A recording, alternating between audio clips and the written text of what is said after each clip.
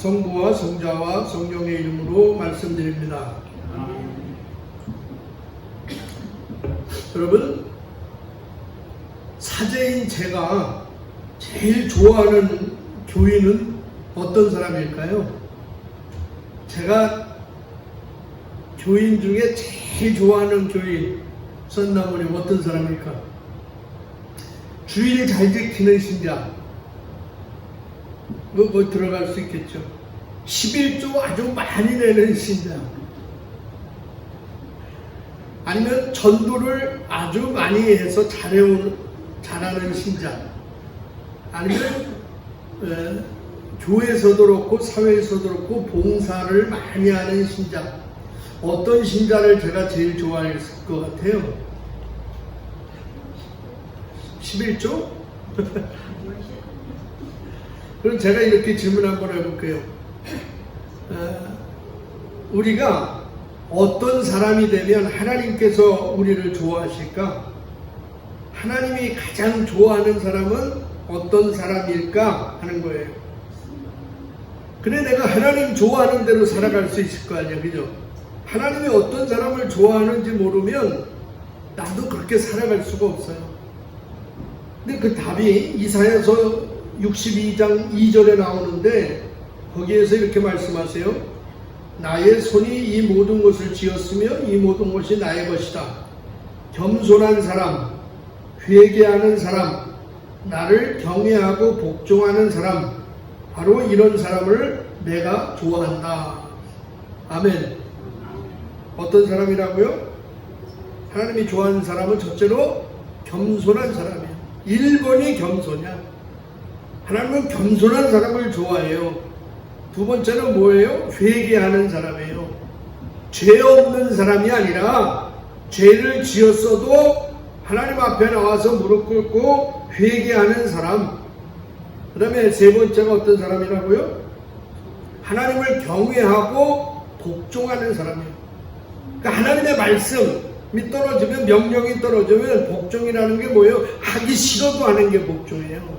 하기 싫어도 억지로라도 하나님의 말씀대로 살려고 하는 사람, 이런 사람을 하나님이 좋아하고 하나님이 축복해 주시는 줄로 믿습니다.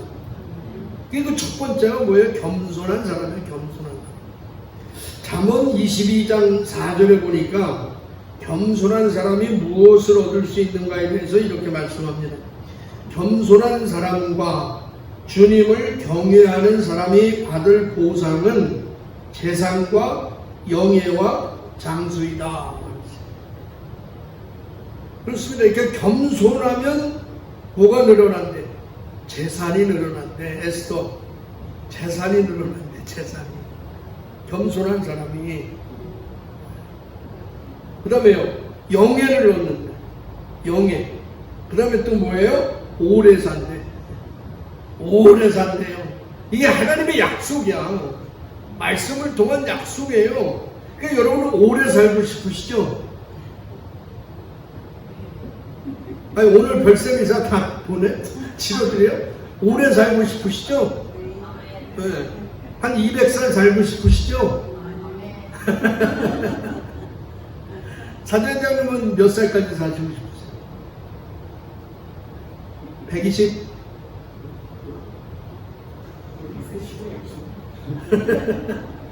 하여튼 여러분 오래 살고 싶으시면요, 뭐 하라고? 겸손하시라. 겸손해야 돼요. 겸손. 근데 정말 그렇게 될까? 겸손하면 그렇게 오래 살 수 있을까? 민수기 12장 3절에 보면요, 모세에 대해서 이렇게 평가가 나와요. 모세로 말하자면 땅 위에 사는 모든 사람 가운데서 가장 겸손한 사람이다. 그러니까 모세가 땅 위에 사는 모든 사람들 중에 가장 겸손했던 사람이 누구냐? 모세예요. 모세. 그럼 모세가 이렇게 겸손했으면 오래 살아야 될 거 아니에요? 그럼 모세가 어떻게 되었을까? 신명기 34장 7절에 보니까 모세가 몇 살까지 살았냐면 120살까지 살았어요. 120살. 그러니까 여러분도 120살까지만 사세요.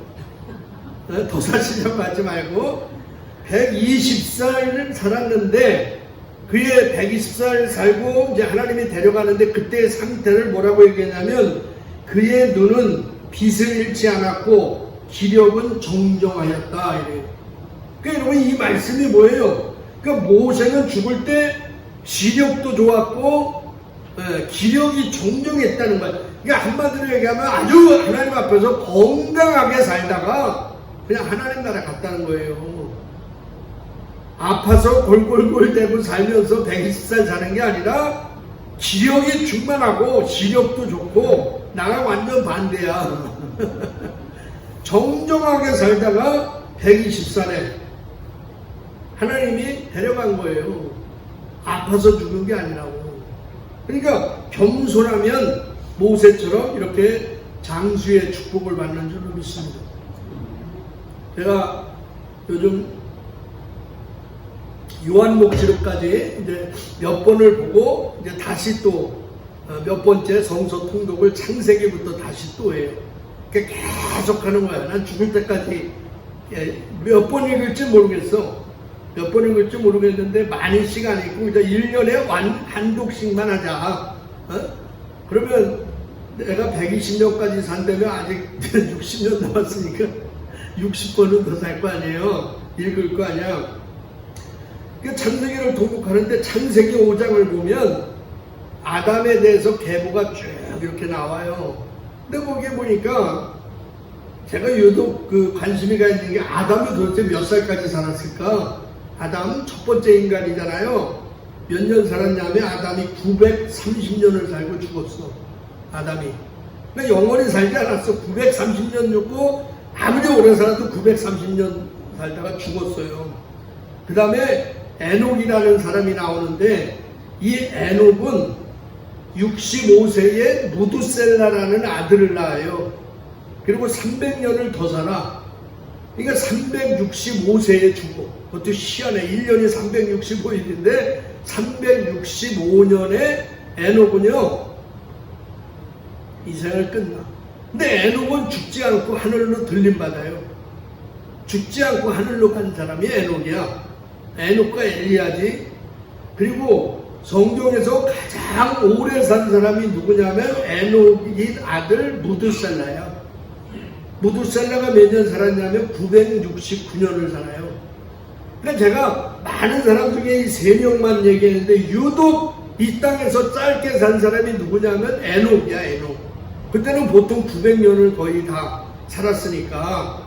그런데 여러분이 보시기에 이 세 사람 중에 누가 가장 복받은 사람이라고 생각하세요? 제일 오래 산 무두셀라라고 생각하세요? 저는 이 말씀을 보면서 가장 오래 산 건 무두셀라지만 이 땅에서 969년을 살았으니까. 근데 정말 복받은 사람은 누구다? 에녹이야. 에녹은 죽음을 경험하지 않고 하늘로 올라갔기 때문에 지금도 살아있어. 에녹은 지금도 살아있는 사람이에요. 그런데 성경은 뭐라 그랬냐면 에녹은 무두셀라를 낳고 300년 동안 하나님과 동행했다 이렇게 기록하고 있어요. 근데 여러분 한번 보세요. 하나님과 동행하기 위해서는 겸손해야 돼. 겸손하지 않으면 하나님과 동행할 수가 없어요. 근데 여러분 65세에 무두셀라를 낳고 300년 동안 에녹은요 하나님과 동행했어요. 이상하잖아요. 그걸 보니까.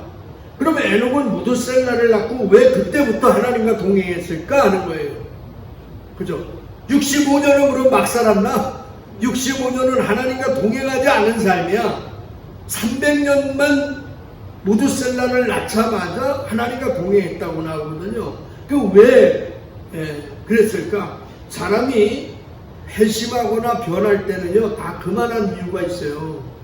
사람들이 회심할 때가 언제예요? 예를 들어서 죽을 병에 걸렸다가 살아났어. 그럼 그 사람이 마음가짐이 달라지잖아요. 다르게 살잖아. 그죠?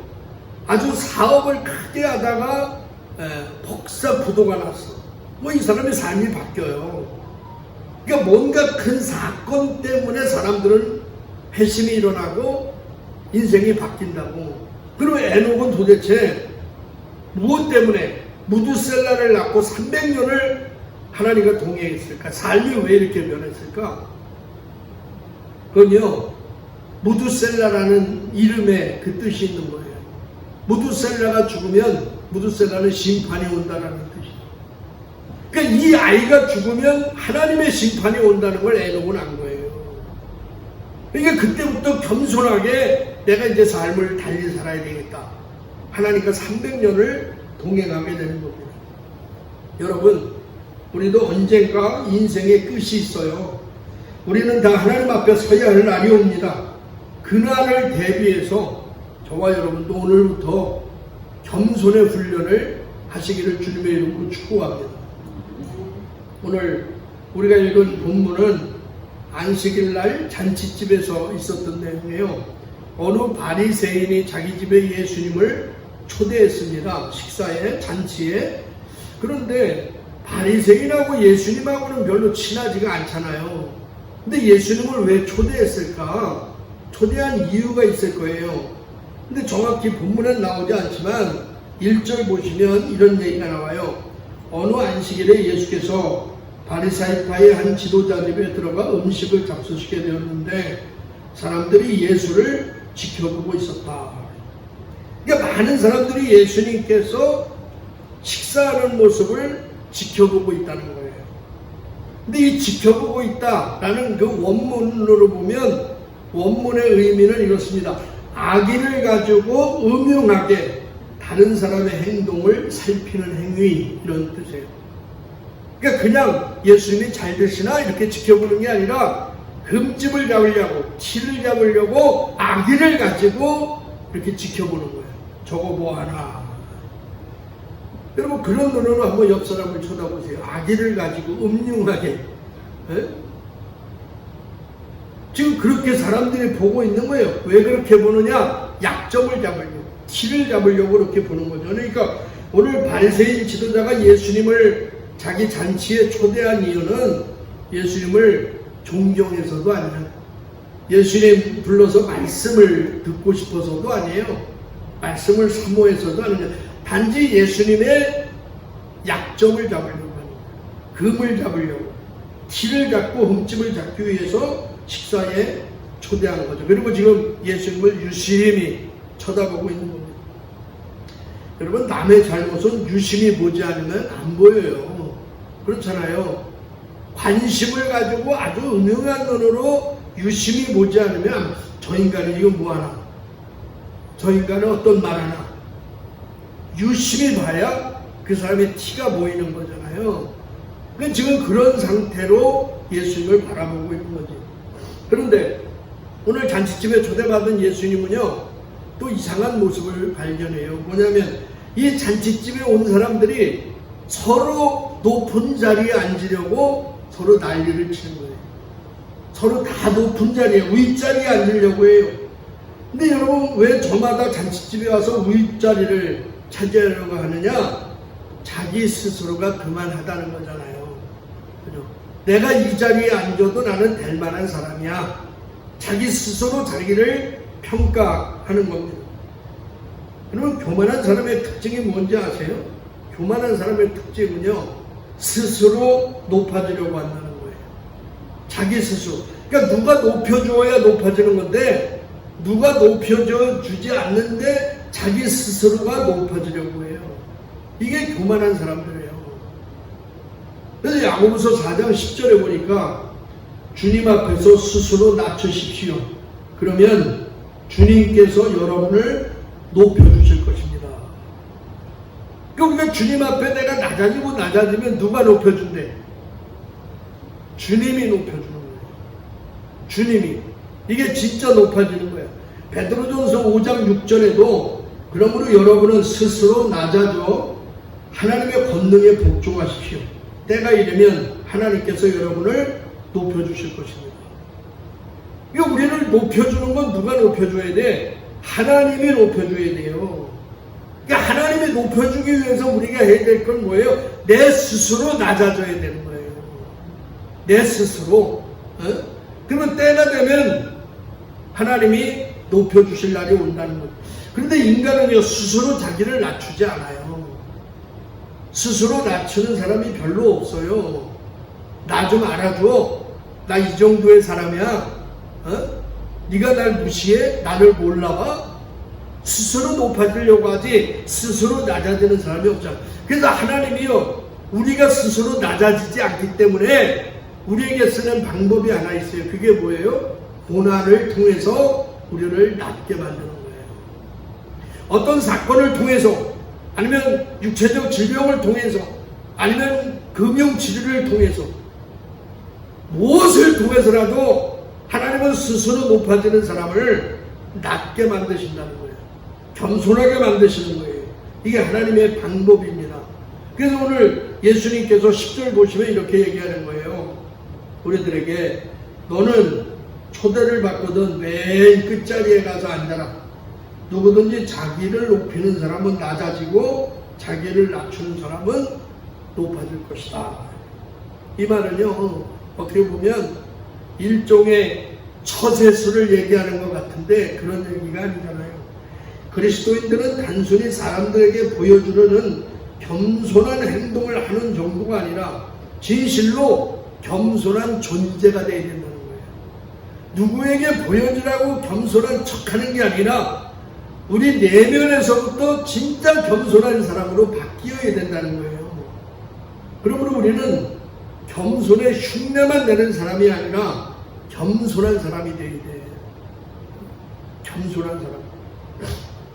여러분, 구약의 사울왕을 아시죠? 이스라엘의 초대왕이 사울이에요. 근데 하나님이 왜 사울을 초대왕으로 삼으셨느냐 하면 이유는 하나예요. 겸손해서요. 겸손해서. 예를 들어서 고대 국가에서 첫 번째 왕은요, 다 신화적인 방식으로 등장합니다. 그죠? 우리나라도 그렇잖아. 박효꽃에 단군 다 신화가 있잖아. 마늘을 많이 먹고 아니면 뭐 동물의 알에서 깨어나고 뭐 하늘이 점지해주고. 그 전에 전두환이 그랬거든. 전두환이 독재할 때도 그 회고록에 보면 자기가 태어날 때 어마어마한 이 소사를 만들어요. 그 자기가 위대한 사람이라는 거야. 꿈을 꿨는데 하늘에서 용이 저 여의주를 물고 나타났다는 이상한 소사를 만들어. 근데 왜 그러냐면 그래야 왕의 권력은 신적인 전대 권력이 되기 때문에 그래요. 우리랑 똑같은 사람이 아니야. 그러니까 저 사람이 한번 얘기하는 거는 진짜 하늘에서 내린 명령이야. 이런 권력이 생기거든. 이와 비교하면 이스라엘 초대왕은요, 아주 흥미로운 방법으로 결정돼요. 그게 뭐냐면 제비뽑기입니다. 제비뽑기.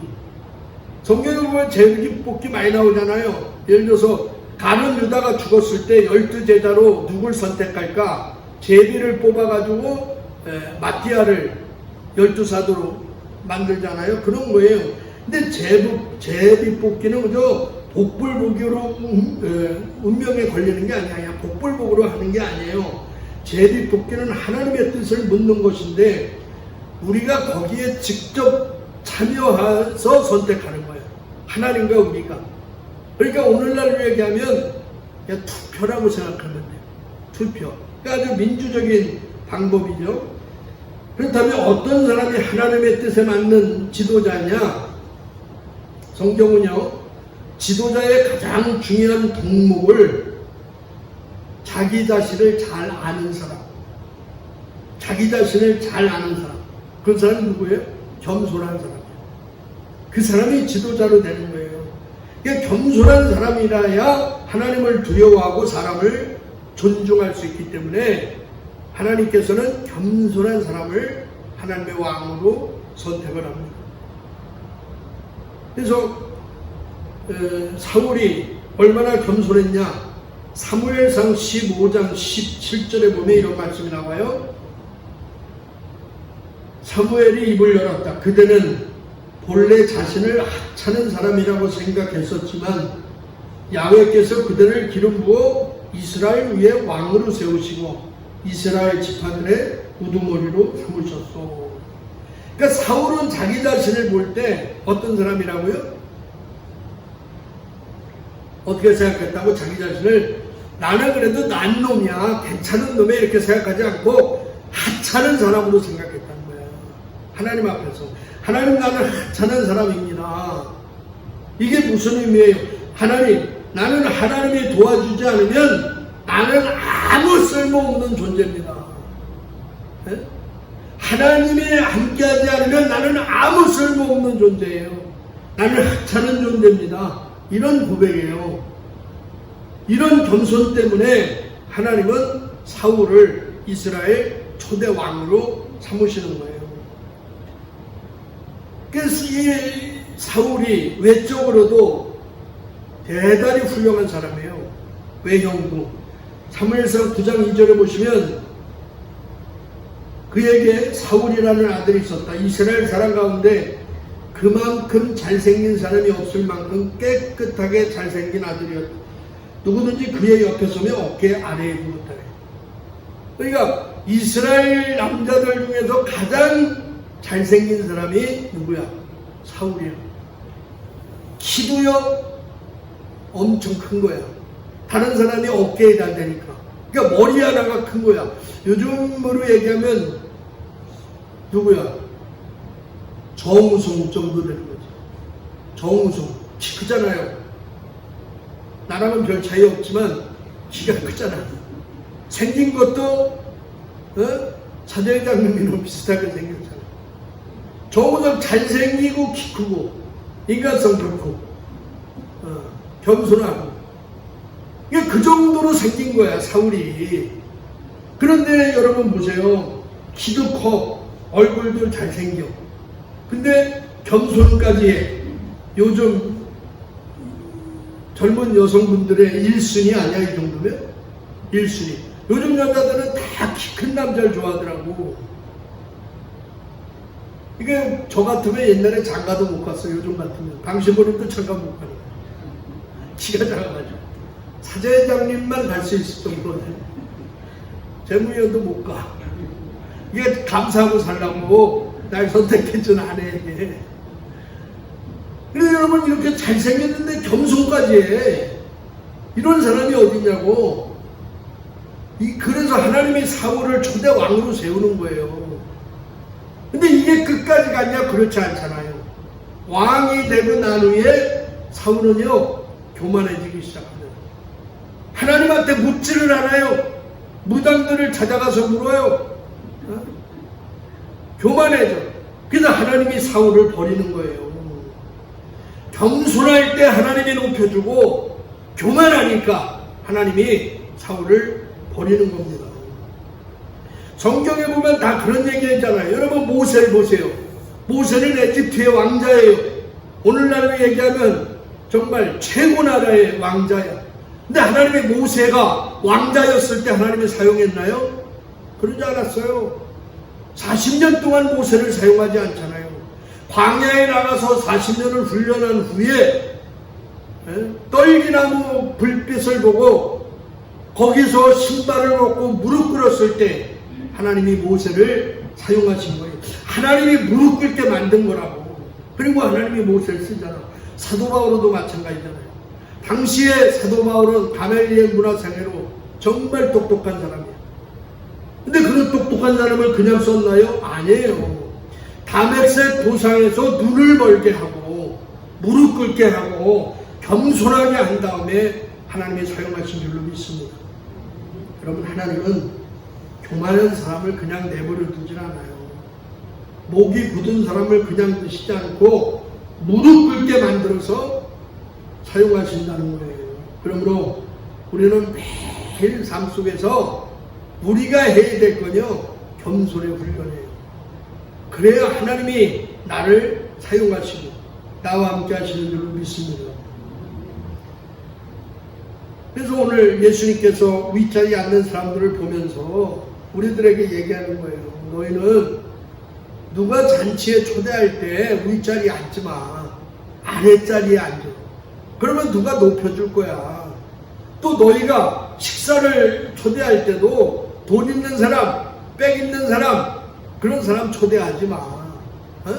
없는 사람, 가난한 사람, 병자들, 눈먼 자들, 이런 사람들을 너희가 먼저 초대해서 그 사람들을 섬겨라. 그게 겸손이라는 거예요. 그것은 왜 그러느냐? 여러분, 빽 있는 사람, 부자들을 내가 초대해서 밥 한 끼 사잖아요. 왜요? 그건 보상을 요구하는 거야, 보상. 그러나 내가 은혜를 베풀어서 갚을 수 없는 사람들한테 내가 은혜를 베푼다면 그 사람들은 나에게 보상할 길이 없잖아요. 그 보상을 누가 해준다? 하나님이 마지막 날 너희를 높여주고 너희에게 보상을 해줄 것이다, 이 말입니다. 그렇습니다. 그래서 우리는 먼저 하나님을 감동시키기 전에요, 사람부터 감동시키는 법을 배워야 돼요. 응? 이 땅에서 우리 주변에 있는 사람들을 감동시키는 일을 배워야죠. 그것은 우리가 스스로 맨 끝자리에 앉는 거예요. 그럴 때 다른 사람들이 우리를 영예롭게 본다는 거죠. 사람도 감동시키지 못하면서 여러분, 어떻게 하나님을 감동시키겠어? 그 말이 안 되잖아. 성경은 다 그 얘기 아니야. 너희가 사람도 사랑하지 못하면서 어떻게 하나님 사랑한다네. 그거 거짓말이야. 사람을 감동시키지 못하면서 어떻게 하나님을 감동시켜? 그거 거짓말이야.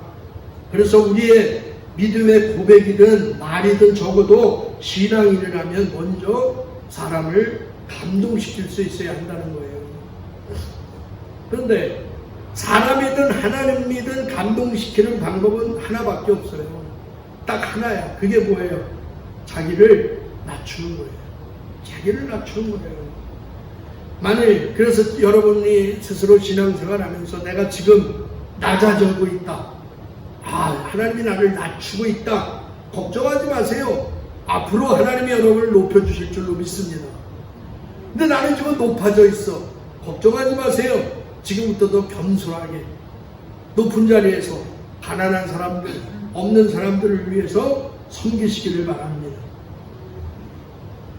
고대 로마에서는 이 원정 연투에서 큰 승리를 거두고 돌아오는 이 장군들한테요, 시가행진을 시켜준답니다. 시가행진. 이게 개선행진이죠. 장군들이 딱 말 타고 오면 사람들이 환호하고 박수를 쳐줘요. 근데 그런 개선행진을 할 때 항상 뒤에다가 노예들을 이렇게 같이 가게 하는데, 노예들. 근데 노예들을 시켜서 행렬 뒤에서 이 노예들이 외치는 말이 있어요. 그게 뭐냐면 메멘토 모리, 메멘토 모리, 메멘토 모리 하고 크게 뒤에서 외친다는 거야. 근데 이 단어의 뜻이 뭐냐면 죽음을 기억하라. 죽음을 기억하라. 개선 장군한테 지금 죽음을 기억하라, 이 얘기를 계속 한다는 거야. 왜 그러냐면 전쟁에서 승리했다고 너무 우쭐대지 말라는 거예요. 전쟁에서 승리했다고 너무 우쭐대지 마. 오늘은 네가 개선 장군이지만 너는 언젠가는 죽는다 이거야. 너도 죽는다는 거야. 그러니 오늘 우쭐대지 말고 겸손하게 행동하라. 메멘토 모리, 메멘토 모리, 이걸 외친다는 거죠. 여러분, 우리는 언젠가 저와 여러분 다 주님 앞에 설 날이 와요. 무두셀라가 969세까지 살았지만 죽었잖아. 에녹은 365년 살았지만 죽지 않고 짧게 살았지만 그 당시에 오늘 얘기하면 30대야. 하늘나라로 그냥 올라갔잖아요. 누가 행복한 사람이야? 지금 낮은 자리에 앉아있는 사람은 마지막 날 주님 앞에서 높은 자리에 앉을 줄로 믿습니다. 지금 높은 자리에 앉아서 여러분 남을 다스리고 상처 준다면 우리는 언젠간 낮은 자리에 앉아야 돼요. 지금부터 저와 여러분은 다른 건 몰라도 겸손하게 내가 더 낮아져서 옆 사람을 섬기고 감동을 줘서 여러분 마지막 날 예수님 옆에 높은 자리에 앉는 여러분 되기를 주의 이름으로 축복합니다. 성부와 성자와 성령의 이름으로 말씀드렸습니다.